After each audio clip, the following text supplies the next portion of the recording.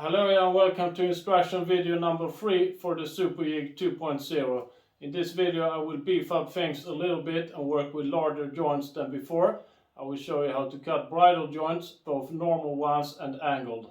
I will start this by showing how to make this joint here, which is a 5-finger bridle joint. I think it's also referred to as a double bridle joint, whereas a single only has 3 fingers. On this jig that doesn't matter, it's just as simple to make 5 fingers as 3 fingers. And after that I will show you how to make an angled bridle joint. The standard single bridle joint is actually a really strong joint, and it came second in Fine Woodworking's joinery test, only beaten by the half lap joint. But for wider pieces like this one here, I think a single bridle joint looks a bit lonely, so there I prefer to have more fingers.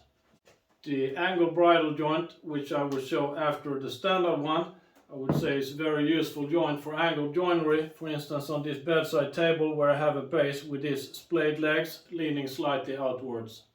So what's the difference then between the box joint and the bridle joint? Well, not much. The bridle joint is pretty much a box joint, but with bigger and less fingers. The difference on this jig is that while for a box joint I said you can choose finger width of every 0.5 millimeters, for bridle joints with maximum 7 fingers you can choose any finger width you want in steps of 0.05 millimeters. The big advantage with this freedom to choose any finger thickness in steps of 0.05 millimeters is that you can mill up your piece of lumber to pretty much any dimension and then just divide it into a certain number of fingers. Now I will show you how this works when I make the first joint of today. I will bridle joint these two pieces together. I start this by measuring the width of my workpiece. That's around 59 millimeters. The 0.07 you don't have to care about, it won't affect the fit. It only means that the outer fingers on one side will be 0.07 wider than the other fingers, and no one will ever notice. For standard box joints I calculate the pin positions in my head, but here the numbers are a bit special, so I cheat a little bit. I start by dividing 59 by 5, that's 11.8, that's the finger thickness. So I have 0 here, 59 here, 11.8 finger thickness, so then I just add 11.8 for each finger to get the remaining positions.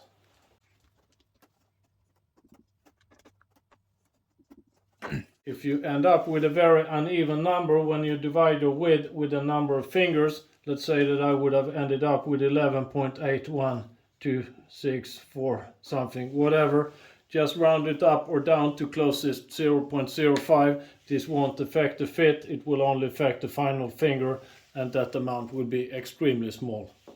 Then procedure as usual, I start my cuts at the number and I end my cuts at the number minus the curve. And as the curve I have 3.25, just as in all the other videos.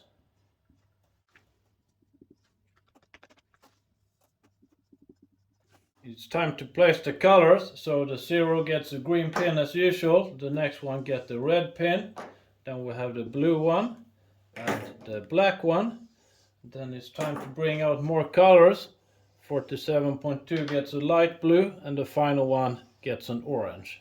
Don't let the calculator and the extra colors scare you off. Once you're used to this system, this is not more difficult to set up than a simple box joint with 2 colors and even figures on the numbers. I will head over to the jig and set it up for the cut. I start by setting the blade height, then I clamp my workpiece to the jig, and as usual, yellow tape facing the flange.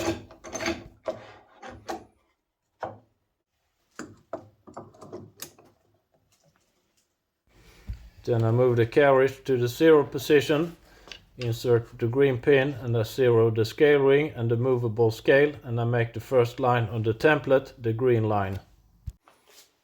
Red pin 8.55, 4, 8, another 0.55.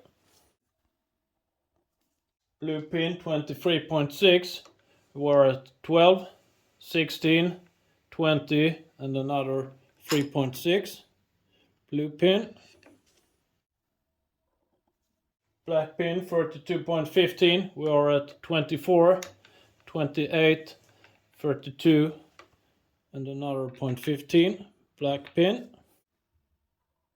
Light blue at 47.2, we are at 36.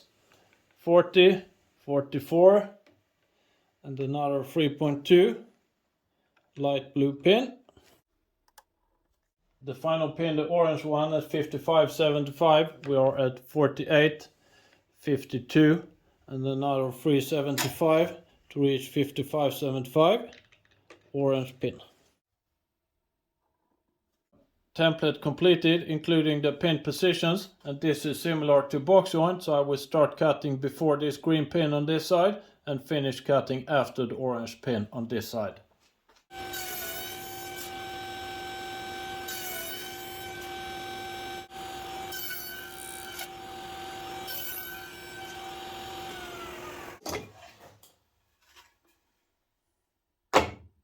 For the mating piece, we do as usual, we move the 0-1 finger thickness and reset the pins.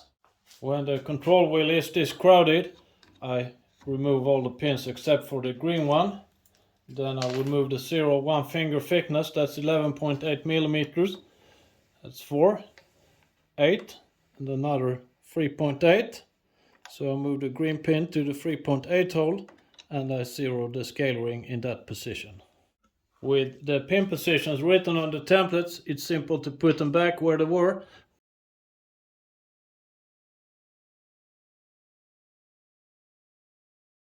Just as for a standard box joint, I loosen my template and slide it to the new 0 position, and I also tape over my final cutout. I don't want to cut into this, and here a smart guy or girl understand that I don't need the light blue and the orange pins, so I remove this from the control wheel.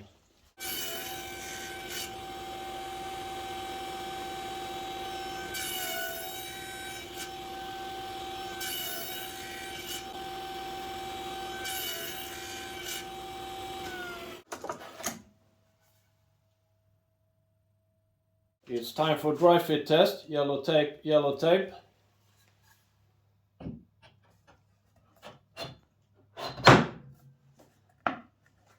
Looks good to me, not too hard to assemble, no visible gaps anywhere. The pins are slightly protruding, but that's according to plan. Those will be planed off after I glue this together. Outer surfaces are perfectly aligned. It would be much easier to glue this if it was an entire frame, but now I only have 2 pieces. So here I use my support pieces as clamping coils to be able to clamp this together. Then it's clamped together with 1 horizontal clamp and 1 vertical clamp.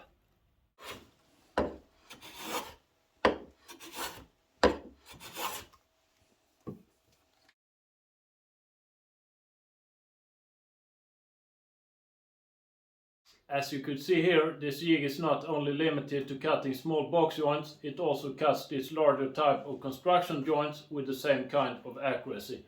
It's now time for this angle bridle joint, and here I will have the same width of the workpiece and the same pin positions, and I will skip most of the steps, but I will show you how to cut the wood to an angle and how to set up the jig for an angle bridle joint. I will begin this by cross-cutting my wood to an angle, and then I will transfer that angle to the jig. And I made a combo square here a few weeks ago that enables very accurate angle measuring and transferring. So this is a standard digital protractor. It's very flimsy and doesn't stand very well at all on itself.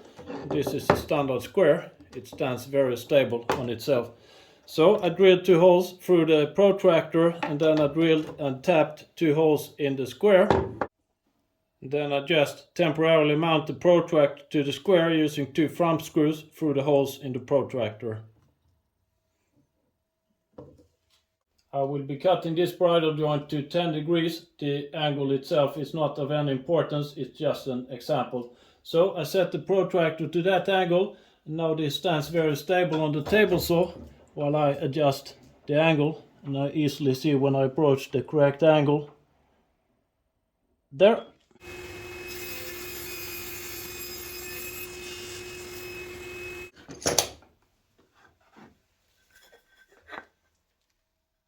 It's time to set up the jig for an angle cut, and for those of you who don't have the version where you can tilt the base of the carriage, you can use with this type of custom wedges. In that case you cut the wedge to the same angle as you make the joint, and then you attach these with double-sided adhesive towards the base of the carriage, and then you clamp your workpiece outside the wedge. You could also get by just by clamping the workpiece to the flange at an angle, but it would not be as stable as if you use a wedge behind it. As the inventor of the jig, of course I have the deluxe variant where I can tilt the base. So I take my same protractor as I used for setting the table saw angle, and I put it on the base of the jig. Then I just tilt the base of the carriage to match the protractor angle and lock it in that position. To eliminate tear out, it is quite important to have full support behind the workpiece that you're cutting. And if I would use a standard square cut support piece behind an angled workpiece like this, that will give me a small gap here at the bottom. So for an angle cut like this, I also cut an angle to my support pieces. This angle doesn't have to match the workpiece angle in any way. I always cut my support pieces at the steeper angle, then I know I will avoid this gap here at the bottom. I will cut both these pieces with the downside towards the table facing the flange. So I have the yellow tape here and the yellow tape here, and then after they've been cut, I will flip one of the pieces for the corner to match at the correct angle. As described in the instruction video number 2, flipping one of the workpieces makes the zero more important than otherwise, and I will now make a zero operation just as I did in video 2. I will not show this as I already showed the entire process in that video. I clamp my workpiece to the jig and then it's time to cut the first row. From this point and forward, this will be identical to the square bridle joint that I showed before, so I will not show the cutting process. I think the parts looks really good and it's time for the mandatory fitting test. I used the same pin positions as before, so there shouldn't be any major difference in the fit. And it looks really good and the outer surfaces are well aligned. Final check on the quality department is to check the angle between the parts, and that should be identical to the protractor angle, and it is. I will not glue this together and plane the fingers flush. It will look exactly as the other bridle joint, and I will need to cut this apart anyway to reuse the wood for the next instruction video. We have reached the end of this third instruction video. I hope you enjoyed watching this and that you continue with number 4, which at the moment is the final one that is planned. Thanks for watching.